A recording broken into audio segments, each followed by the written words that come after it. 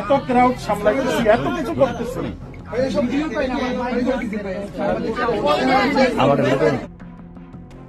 5 মাসের অন্তঃসত্ত্বা হয়েও টাকার পেছনে ছুটছে শবনম বুবলি।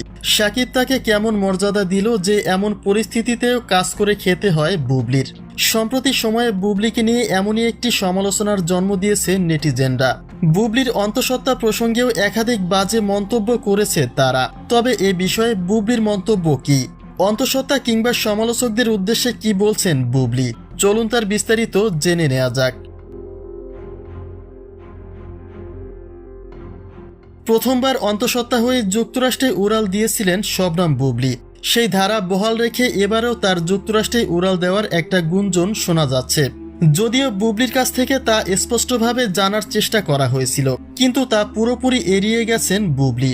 তবে সম্প্রতি সময়ের কিছু শোরুম উদ্বোধনকে কেন্দ্র করে ফের সমালোচনার মুখে পড়েছেন তিনি। প্রকাশিত ভিডিওগুলিতে স্পষ্টভাবে বুবলির বেবি বাম্প ফুটে উঠেছে, যে কারণে শাকিবের সম্পদের দিকে আঙুল তুলেছে নেটিজেনরা। তাদের দাবি শাকিবের এত সম্পদ কবরে নিয়ে যাবে নাকি, কেননা তার স্ত্রী 5 মাসের অন্তঃসত্ত্বা হয়েও কাজ করা একেবারে বেমানান।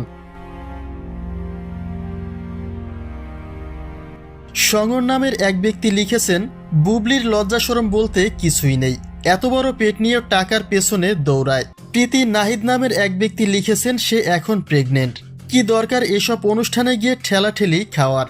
মানুষকে দেখানো হচ্ছে যে শাকিব তাকে অন্তঃসত্ত্বা করে জিতে গেছে। আনিশা আঞ্জুম নামের এক ব্যক্তি লিখেছেন, তার জামাইয়ের টাকার অভাব নাই, তবুও এই পেট নিয়ে রুজি করতে আসছে। তবে এত সমালোচনার মাঝেও কিছু ব্যক্তিদের চোখে প্রশংসা কুড়িয়েছেন শবনম বুবলি।